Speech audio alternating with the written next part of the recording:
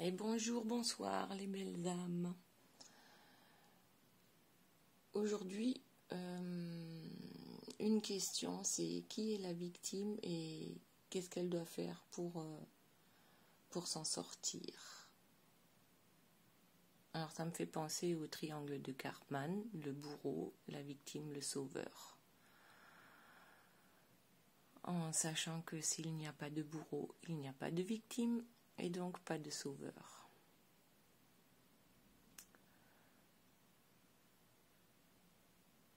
Alors, les premières cartes qui sont tombées, c'est le bouclier avec l'oracle des miroirs. Donc là, on parle bien de la victime qui pense que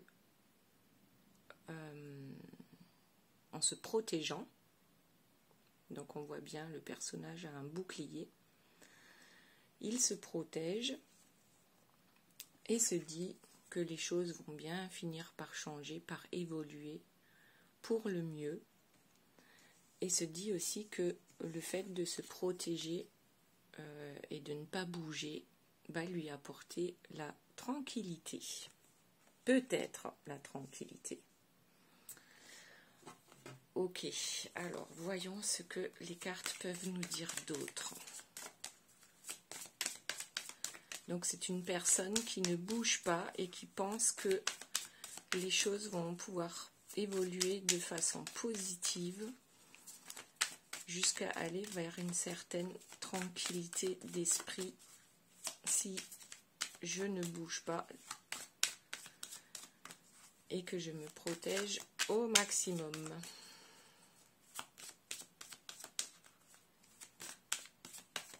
Alors que peut-on dire d'autre pour cette victime ?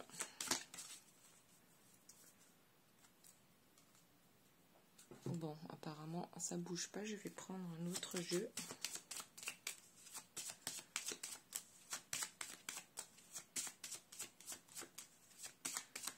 Le tarot de Marseille, et ça veut pas non plus. Donc, pouvons-nous avoir, s'il vous plaît, d'autres indications par rapport à cette victime ?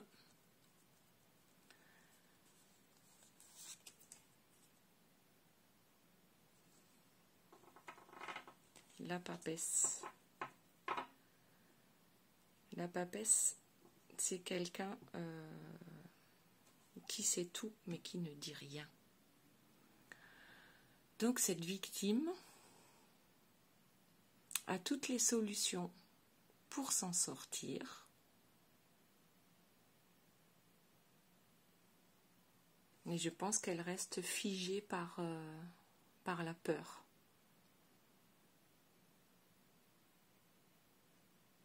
D'où le bouclier. Alors vous avez toutes les solutions en vous, mais vous êtes incapable de bouger. Bon, là il y a trop de cartes qui sont tombées.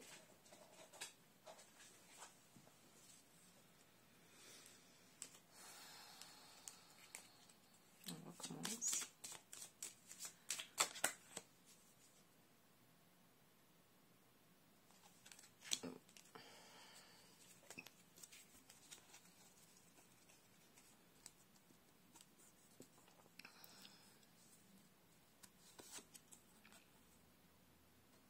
Oui, c'est bien ça.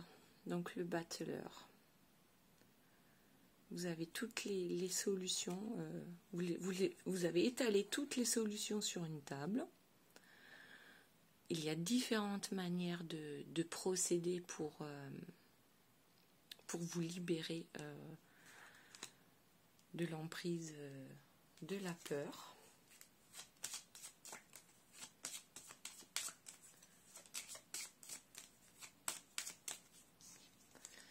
Vous avancez doucement mais sûrement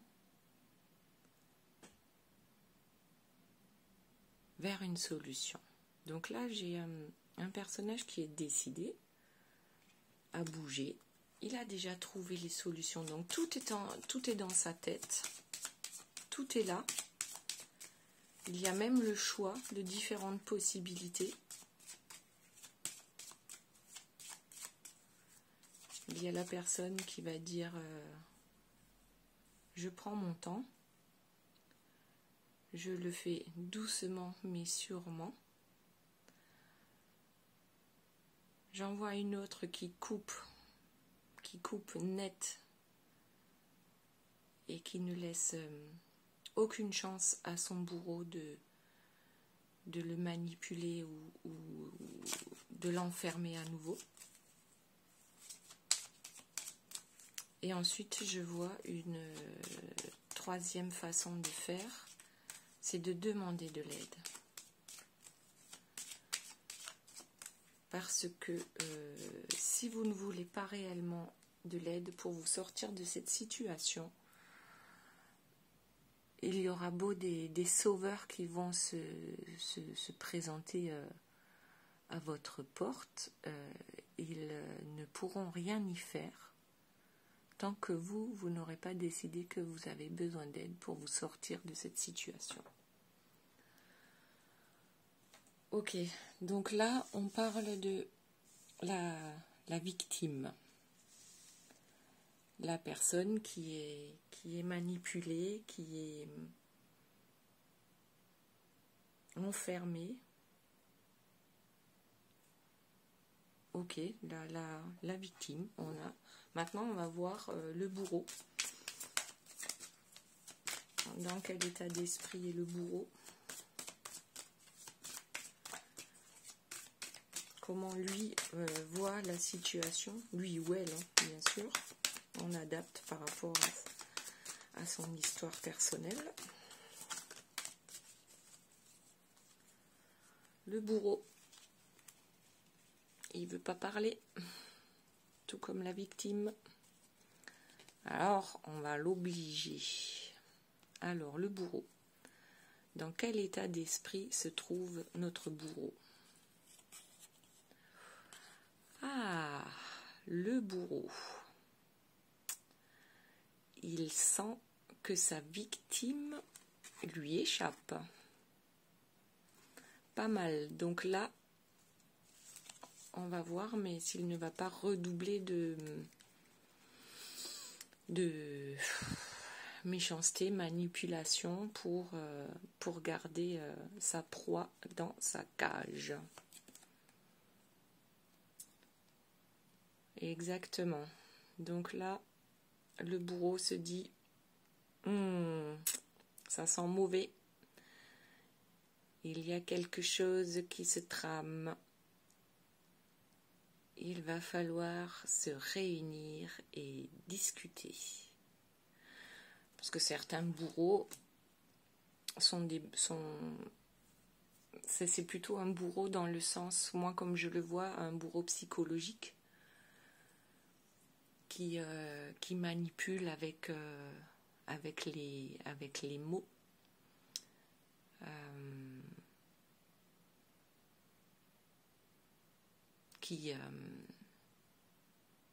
Qui vous fait peur avec ces mots et qui essaye de vous faire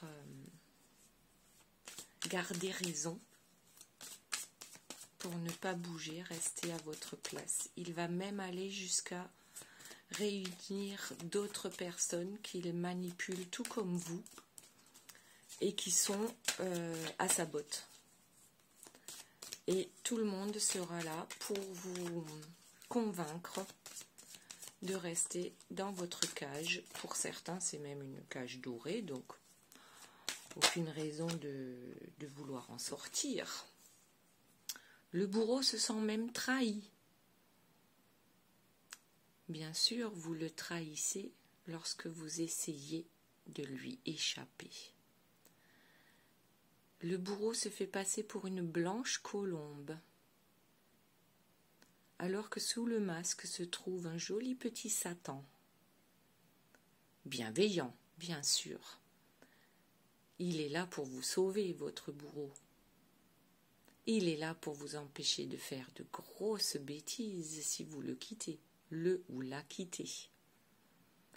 Et il vous explique à quel point cela lui fera du mal si vous vous échappez de votre cage. Et waouh. Ok, donc là, effectivement, manipulation. Le bourreau va se faire passer pour la victime parce qu'il sent que vous êtes en train de tramer quelque chose. Il se trame quelque chose dans les coulisses de la manipulation. Allez, encore une petite carte pour notre bourreau.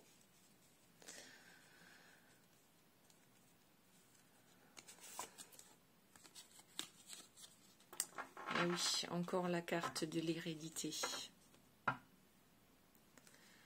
Donc moi je vois une histoire familiale par rapport à l'hérédité. Le bourreau va te dire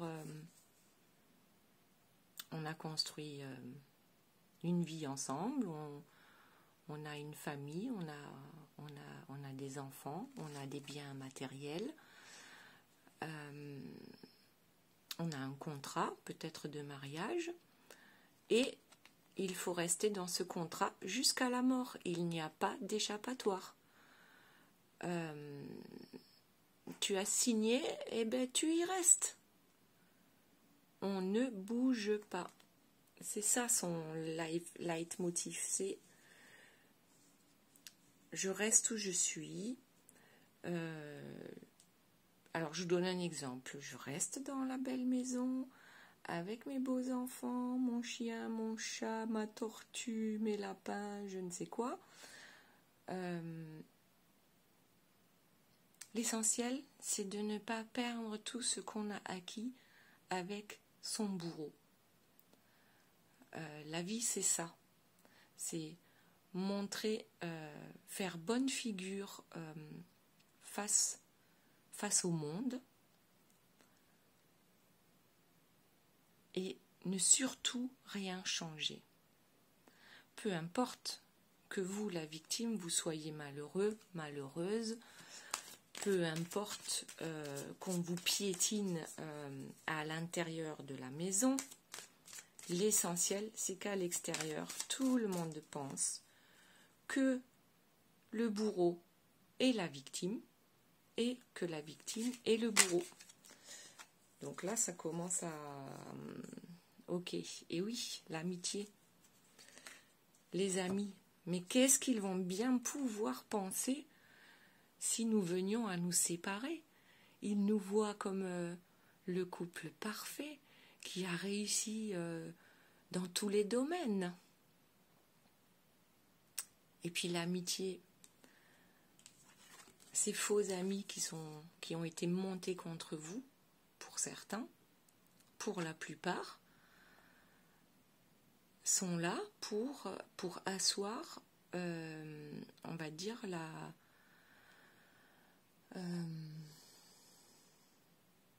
le fait que c'est bien le bourreau qui a raison. Le bourreau a raison de vous torturer. Le bourreau a raison de ne pas vouloir que vous bougiez de votre place, de votre cage. Tout le monde est là, tout le monde se ligue contre la victime en pensant que c'est la victime qui est le bourreau. Et là, ça devient extrêmement compliqué parce que la victime va se sentir coupable. Elle ne peut pas laisser tout son passé derrière elle, laisser toutes ces personnes malheureuses.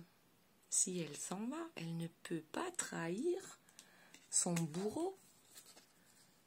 Parce que c'est bien connu, la victime a un attachement bien particulier pour son bourreau. C'est comme s'il y avait des chaînes invisibles qui vous empêchent de bouger. On vous culpabilise pour être certain que vous ne bougiez pas.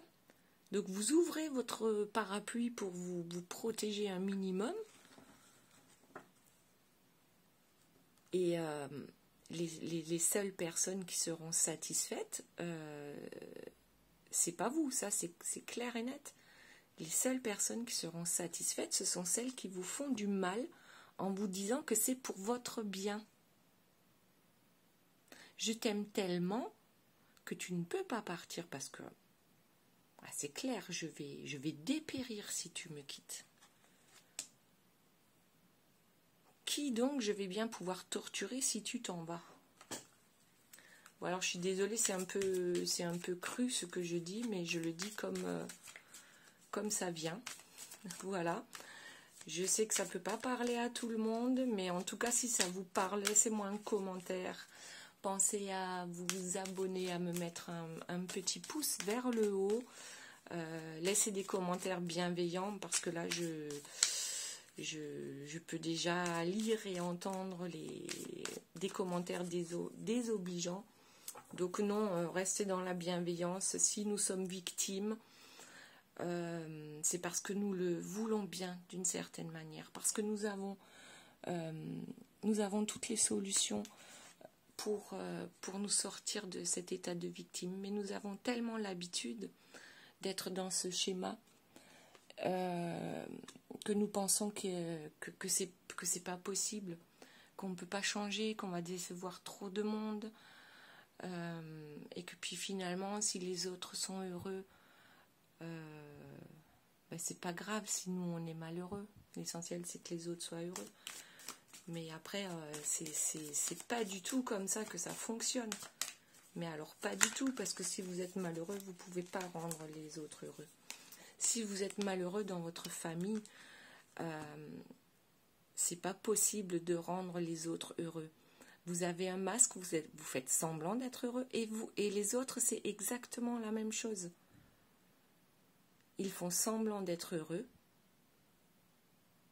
juste pour que rien ne bouge. Personne ne veut se poser de questions, les questions qui font mal. Le bonheur de la famille, c'est si les parents sont heureux, les enfants sont heureux. Si les parents sont malheureux, les enfants sont malheureux, même s'ils ne le montrent pas, parce que leurs parents leur montrent qu'il faut mettre des masques pour vivre, pour survivre. Alors que ce qu'on cherche tous, c'est l'amour, on est d'accord, mais le vrai. Voilà, l'amour, le vrai. Et c'est vers ça qu'on devrait tous tendre. C'est vers ça qu'on devrait tous aller. Si tu n'es plus amoureux de la personne avec qui tu vis, alors pourquoi tu restes? Tu restes pour le bien-être des enfants? Les enfants ne sont pas heureux lorsque les parents sont malheureux. Tu restes parce que tu as une belle maison et que si tu t'en vas, tu vas devoir la vendre ou la partager. C'est quoi le mieux? C'est être entouré d'une famille et d'amis qui ont des masques qui vous enferment. Ok, dans la belle maison, mais ça sert à quoi s'il n'y a pas d'amour? S'il n'y a pas d'amour sincère?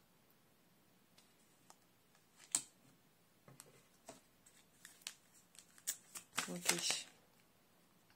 Autre chose. Voilà.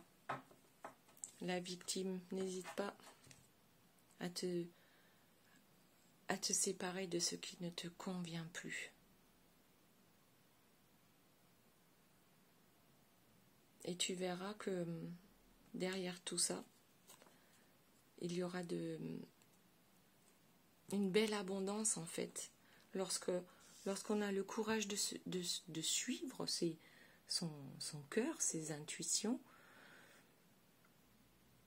c'est là que toutes les belles choses arrivent. On arrête de se concentrer sur ce négatif. On laisse le négatif derrière soi, on laisse le passé derrière soi, et on va vers l'amour, le vrai. Alors, comment savoir si c'est un vrai amour ou pas? Si c'est un amour sous condition, c'est-à-dire je t'aime à condition que tu fasses tout pour moi, ou je t'aime à condition que tu changes tout en toi, ça, c'est pas de l'amour. Ça, c'est de la dépendance et de la manipulation. Le vrai amour, c'est la personne qui vous laisse libre, qui ne vous étouffe pas, qui ne vous enferme pas, qui ne vous commande pas, la personne qui vous aime, mais tel que vous êtes, sans qu'il y ait de conditions derrière tout ça. Je t'aime avec tes défauts, puisque moi aussi j'en ai. Lorsqu'on aime quelqu'un, comme par exemple l'amour qu'on peut avoir pour un enfant, ok, on veut son bonheur, c'est bien ça. Et le jour où cet enfant quitte la maison, on lui souhaite le meilleur. Ok, ça veut dire d'une certaine manière qu'il nous quitte. Mais il nous quitte pour voler de ses propres ailes, pour être heureux ailleurs. Donc si votre bourreau vous aime, il vous laissera partir. Si vous pensez que ce qui est le mieux pour vous, c'est autre chose. Moi, j'espère que ça a été suffisamment clair, ce que je viens d'expliquer. Vous me direz dans les commentaires si vous avez eu le courage, par exemple, de partir pour un nouveau départ, de quitter ces personnes négatives qui vous enferment. Comment vous avez fait pour trouver la force? Qu'est-ce qui a été le déclic? Le déclic pour vous sauver vous-même.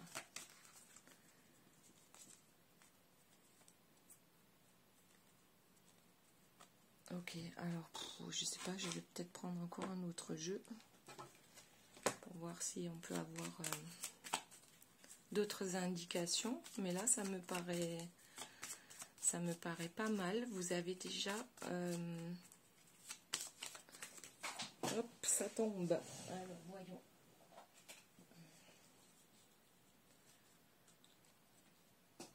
Alors, d'un côté, j'ai la légèreté. Donc, c'est... monter au-dessus des nuages. C'est-à-dire, si vous avez la tête dans le guidon, vous n'êtes pas capable de voir exactement ce qui se passe autour de vous et qui vous manipule et comment on vous manipule. Prenez de la hauteur et voyez la scène dans sa globalité. Ok. Alors, est-ce qu'il y a des solutions réelles? Alors, pour certains, ça va être l'argent.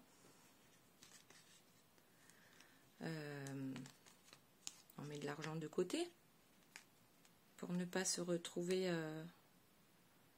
une main devant, une main derrière.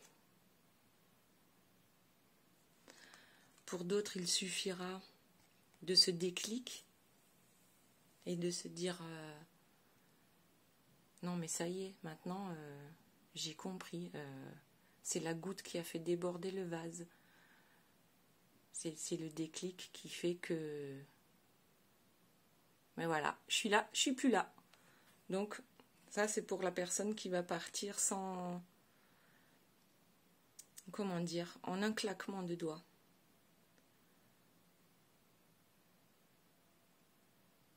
Elle va se réveiller, prendre son baluchon et s'en aller. Ici, on a la personne qui réfléchit et qui se dit je dois faire des économies pour pouvoir partir sereinement. Je compte aussi sur la chance, hein, avec le trèfle à 4 feuilles.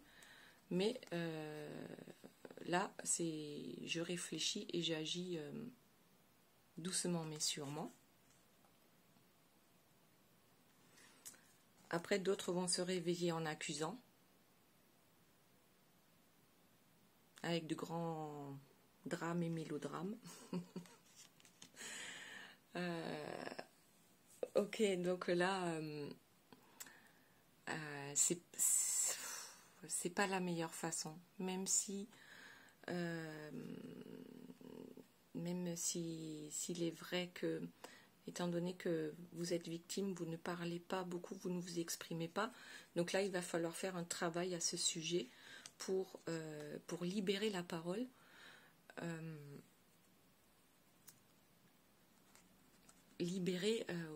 Oui, c'est ça, libérer les paroles, la parole, avoir le courage de dire maintenant, ça suffit. C'est plus possible.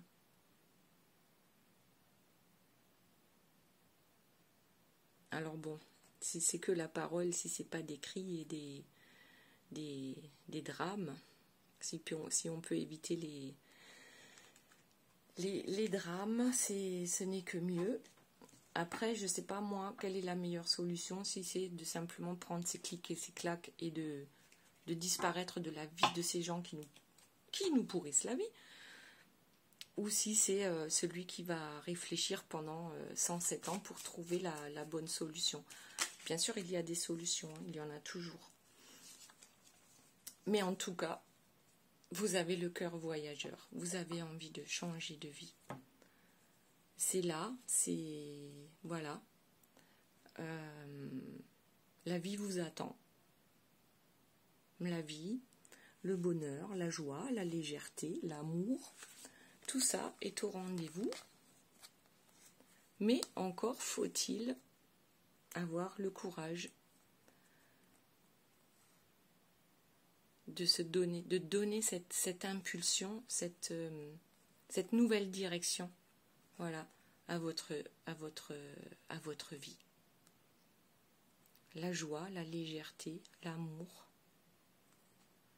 Voilà ce qui se trouve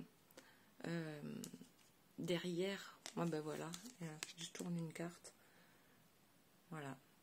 L'amour, mais pas l'amour en cage. Ok ? L'amour liberté, l'amour joie, l'amour légèreté. Ici, c'est l'amour en cage. Donc là, c'est niette. On n'y retourne pas dans la cage. Je ne pense pas que les oiseaux soient heureux lorsqu'ils sont en cage. Voilà. Et les humains non plus. Ok, ben j'ai trouvé que c'était un super beau tirage finalement. Est-ce qu'on peut avoir encore un petit conseil pour, par exemple, pour notre victime? Pour la victime du jour, y a-t-il un conseil? Il y en a trop qui sont tombés. Hop, un petit conseil. La gratitude. La gratitude est le chemin qu'emprunte la prospérité et le succès pour venir à votre rencontre. Donc remerciez votre bourreau pour tout ce qu'il vous a fait subir. Et je dis pas ça, voilà, je le pense vraiment. Ça vous a permis de grandir et de comprendre tellement de choses. Remerciez cette personne et laissez-la loin derrière vous. Parce que vous avez enfin compris que c'est de vous que vous devez prendre soin. Que si vous n'êtes pas heureux, les personnes autour de vous ne le seront pas non plus. Donc, gratitude pour votre bourreau et gratitude aussi pour vous-même. Parce que vous méritez de sortir de ce cercle vicieux. Personne n'a le droit d'enfermer un autre humain dans une vie qu'il ne souhaite pas. Après, personne non plus ne peut vous obliger à sortir de cette vie-là. Il n'y a que vous qui pouvez vous aider. Ou alors, on vous viendra en aide si vous le demandez. Y a-t-il éventuellement un conseil pour le bourreau? Alors, hop, hop, hop, hop.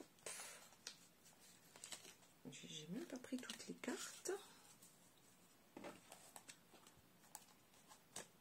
bah oui, pardon, je recommence parce que j'avais pas pris tout le tas.